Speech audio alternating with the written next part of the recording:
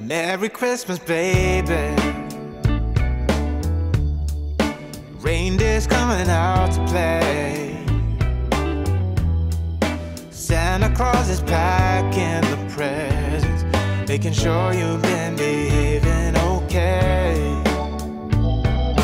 Hello everyone, Christina Werner here. Welcome to day 25 of the holiday card series for 2022. I'm so excited you're here. Today is December 23rd. It is Christmas Eve. Love it. I'm so excited. I heard someone, who was it? I was watching a YouTube video and this YouTuber, Carrie Dayton, I love her. She was answering some questions that she had on Instagram, and one of the questions was, what is your controversial opinion about Christmas? And what she said, I think, is actually very true. She said, she's like, Christmas Day is kind of like a letdown. It's the anticipation leading up to Christmas that is so fun. All the Christmas parties, the decorating, like the getting ready. And then Christmas Day, even when I was a kid, was more chill. It was just very like, you know, it's a day you don't go anywhere, you don't do anything. I mean, maybe you go see family, but all the excitement and the hustle and bustle leading up to Christmas, for me, it's the anticipation of Christmas that is so, so fun. And then Christmas Day is kind of like, you know? So I hope you're enjoying the anticipation. We've only got a couple days. So today's card, day 25, let me go to the overhead for us. Hi, in the top corner. How you doing? So the idea behind this card comes from this, let me zoom in here. Comes from this die from Mama Elephant, which is, I had to write it down. This is the Mod Heart die. And I thought, you know what, if I cut away some of this stuff, this like heart right here is kind of centered perfectly within this kind of squiggly shape. I thought, you know what, I could make a shaker card out of that. I'm just going to cut straight into the magnetic mat on my Anna Griffin machine. And I'm also going to tip it so it's a little bit diagonal when it goes through. That's just a tip so that sometimes when it goes through and you have your die like this, it can hit this one and it might like warp the shape a little bit. So if you go at it from an angle, it goes a little better. Okay, I'm going to get this perfect. Let's give this a nice big window. Okay, yeah, it gives you all the stripes, but I'm not going to be using the stripes. Today I just wanted this shape, which has that stitching edge on it, which I think is so cute. And now we're going to do some watercoloring. So I thought it would be really fun to have a watercolor as the back wall of my shaker area.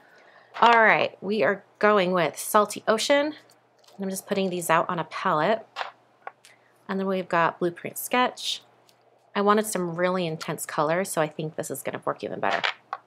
And then Villainous Potion. I'm going to spray this with a bunch of water. Then I'm going to tip it, and I'm going to start with Salty Ocean. Oh, apparently I'm using a bigger brush now too. I'm going to start with Salty Ocean and start to get that going that direction. Then I'll go to Blueprint Sketch, loading up my brush, and then to Villainous Potion. Oh yeah, that's so much more dramatic. I love it. Okay, so I'm going to tip it just for like a minute or two, just because I want those colors to start mixing. I'm just going to tip it to the side, but I don't want to tip it too much because, you know, we only have that heart shape to work with. Grab a little more of the Blueprint Sketch and bring it right across right here. Kind of encourage it to move a little bit. Bring in that Salty Ocean. Okay. And I can tip it like this. Let's get those colors moving down. Can you see the color moving? Just ever so slightly. It's just moving and kind of fading down into that purple. Oh yeah, this is like paint drying, right? Literally. All right, I like that. I'm going to tip it just to stop that line of color. At this point, I'm just playing with it, trying to get it to spread. All right, I like that. I want it to stop spreading, so I'm gonna hit my heat tool. And I'll start from the center. Okay, time to decide if I want to do another layer or if I want to stop here. Oh, that's pretty good. I like that. Going back to a little paper here. And once again, using my pencil.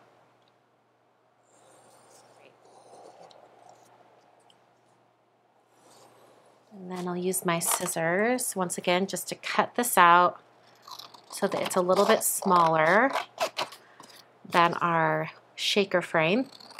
And I'm doing this so that it doesn't show so much from underneath the shaker frame, like on the edges and stuff.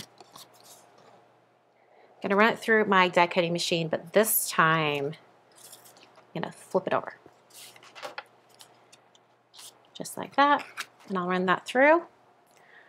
Once again, just using one plate for my Anna Griffin Empress machine. All right, let's hope for the best. Oh, it cracked right there.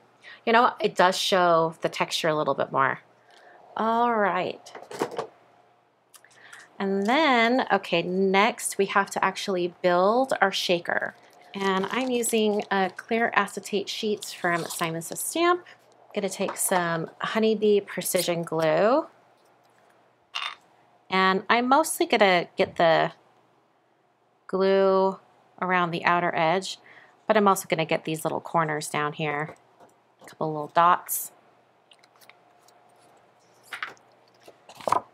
And then put our little acetate sheet right down on top. Press that down really well. And while that is drying, I'm gonna get the foam ready. Now when you're doing a shaker card, I find that the best way to prep it for some like sequins so they can really move around is to take your foam tape. I'm going to tear off a bunch and then just fold it in half.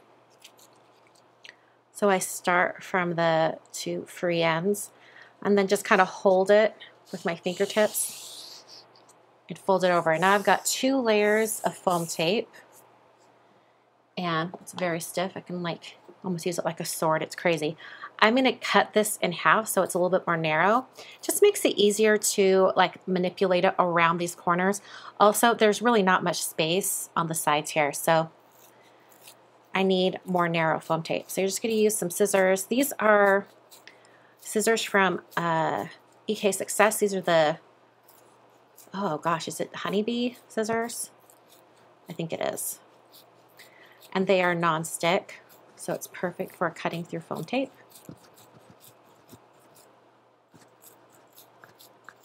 Okay.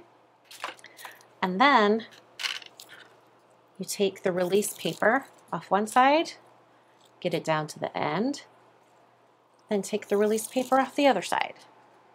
That makes it so it's really flimsy, but we want flimsy because then we can manipulate it around our shaker.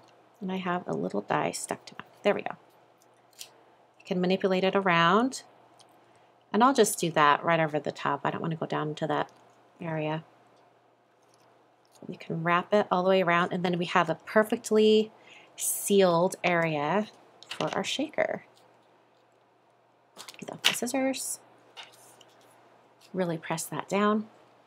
Now I'm going to take the rest of this foam tape, and I need to make sure that the rest of this whole shaker wall area has foam so that the corners don't droop or anything like that. So now we need our little shaker bits that go inside. Let's see. Ooh, what are those? Ooh, that's pretty. Ocean. Okay, those might be the winners. Yeah, goodbye plain sequins. We're doing blue. All right, so this is from Little Things from Lisa's Cards. Looks like I've used some of this before. That's so pretty. Put a bunch of those sequins out. Make sure they kind of spread out a little bit. And then we want the dark blue at the top of the heart, so I'm going to flip it like this. And just adhere. Hold on, I'm gonna look on over the top really quick here. All right, and I'm really gonna press these down. This is an embossed back wall of our shaker, so you know, it probably would have benefited me to even put a little bit of glue on the foam. We'll see if I'm gonna have to take this apart later, but I'm really gonna press this down. All right, and making sure I'm like feeling the heart shape and really getting that pressed down. I'm gonna check the sides, make sure things, before I like flip it over, yeah, things are looking good. Oh, I love it. So this is gonna go right on top, just white on white. Oh, that's so dramatic. I love it so much.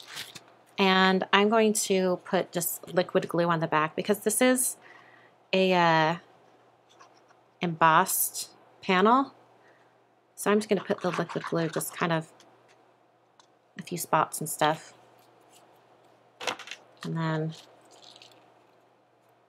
tip that over, flip it over, put it right over the top.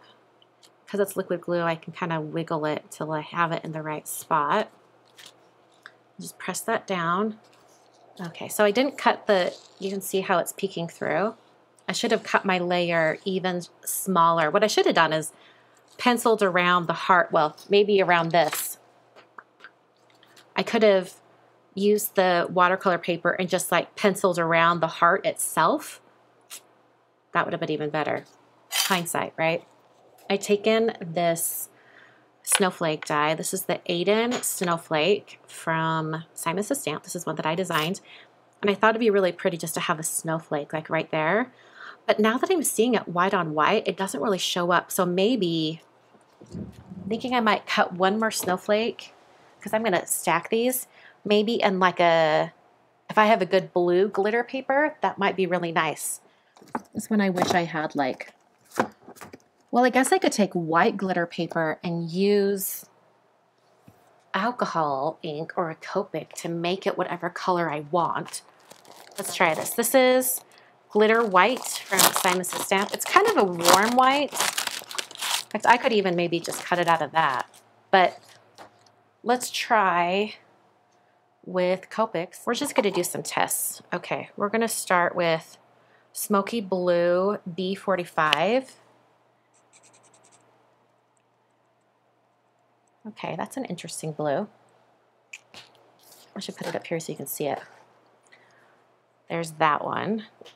I don't know that it's quite the right blue, but I'm trying. I'll put that one back in. Actually, we'll take that out just in case. This powder blue, B41. Let's test that. Just giving it like a really baby blue. And I'm just pouncing it so it doesn't harm the tip of my marker. Okay, that's really pretty. That might be the right blue. Just a nice pale blue. I like that. So I'm just going to kind of like keep pouncing this. If you have the re-inker, you probably could just let it drip down onto it. In fact, I do have the re-inker. I could do that if I wanted to. I tried the chisel tip, but it hardly put any color down. So I'm going to run this with my die cutting machine just like that. Okay. Let's see how she did. Oh, that's gorgeous. That's going to be perfect. This is actually a snowflake that I've glued together multiple times this holiday season. And I'm like, I don't want to glue that together again because it was kind of cumbersome because you have to get the glue on the tip of every single one of these little kind of like leaf shapes. But I did learn when I was doing all those that adhering them one at a time was the best idea. And you just like get one lined up and then just kind of like rotate and go around and line them up and then press down really tightly. And the glue dries clear. So if it squishes out, don't clean it up, just keep going. Okay, these little dabs of glue again. All right. Third layer. All right, last one, and I'll put the blue on top. Okay, so we're gonna put this little snowflake right here, but we're gonna do some planning first. I do have a sentiment planned out for this card. In fact, I've already cut it out, or stamped it, I should say. I thought I would just do the Merry Everything. I put it on some black cardstock, but now I'm rethinking it. Maybe I want to change the sentiment. I just stamped and embossed my greeting, and I used white embossing powder. This is on Hero Arts Pitch Black cardstock. Let's adhere these. You know what? Because I gave this to my mom, and I will be hand delivering it, I'll be giving it to her. Let's go ahead and put these on foam. I was thinking it would be just a little too much with you've got like the thickness of the foam from the shaker, and then you've got this. But you know what? Since I'm giving it to her in person, let's go all out. So I'm going to grab this foam here. I'm going to put this a little bit wonky so it's not perfect. It's a little more playful. There we go. I love that. That turned out even better than I'd hoped. So here's the card for today. This is day 25 of the holiday card series for 2022. So fun. I love how that turned out. So thanks for joining me this year. I'm so excited that you've tuned in and seen all the different holiday cards. I hope you have a very, very Merry Christmas. I'll be taking a break next week. There will be no videos next week, so I will see you in the new year. Thanks for watching, and I'll see you guys next time.